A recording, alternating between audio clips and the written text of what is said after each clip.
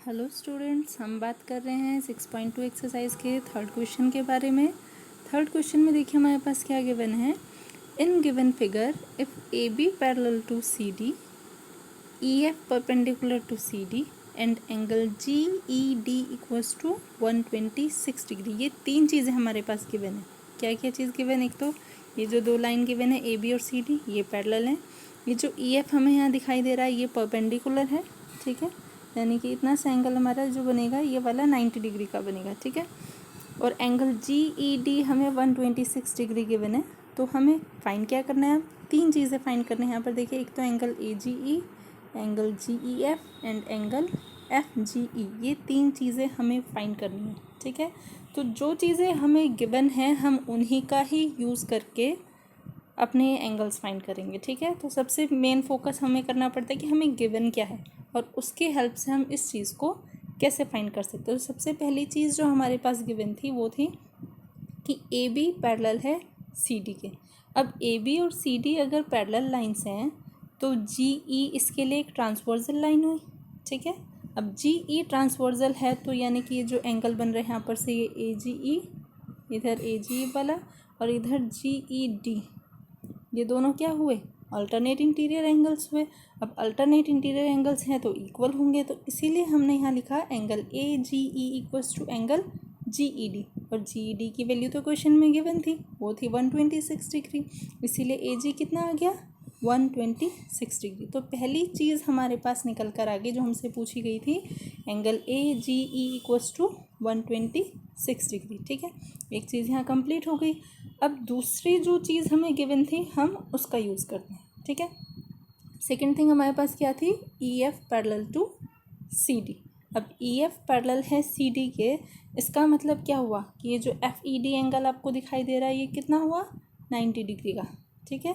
F E D 90 degree है तो हमने लिखा एंगल जी ई डी, जी ई डी कितना था?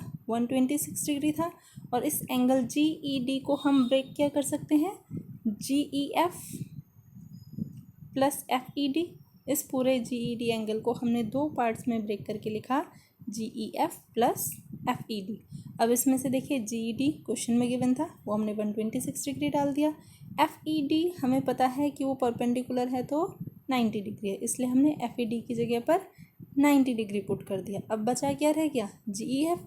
उसकी वैल्यू हमारे पास निकल कर आ जाएगी कैसे? Angle G E F equals to 126 minus 90 degree, जो 90 था इधर माइनस में आ गया और जी ई एफ की वैल्यू आपके पास निकल कर आ गई 36 डिग्री, ठीक है। तो ये सेकेंड थिंग भी जो हमसे पूछी गई थी वो हमारे पास सॉल्व होकर आ गई, ठीक है। अब क्या बचा हमारे पास? एक लास्ट चीज़, angle F G E find करने के लिए। अब देखिए एफ जी ई है कहाँ पर? एफ जी ई यानी कि ये एंगल, ये छोटा सा एंगल जो है इसकी बात हो रही है, ठीक है।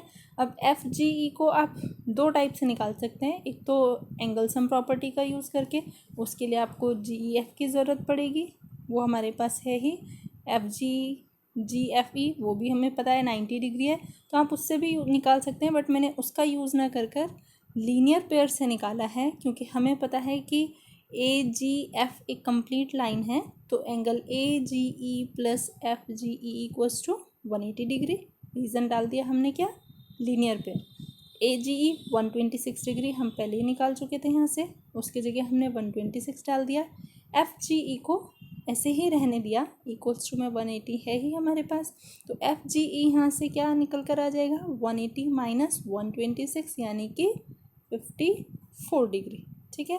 तो इस टाइप से अगर हम स्टेप वाइज चले, पहले जो गिवन था उसका यूज़ किया, उसकी हेल्प से देखा कि हम क्या प्रॉपर्टी यहाँ अप्लाई कर सकते हैं, फिर सेकंड चीज़ जो हमें गिवन थी उसका हमने यूज़ किया कि उसकी हेल्प से हम कैसे इस चीज़ को फाइंड कर सकते हैं, और इन दोनों को निकालने के बाद इन्हीं की हेल्प से हमने अपनी थर्ड चीज़ को भी फाइंड कर लिया, ठीक है।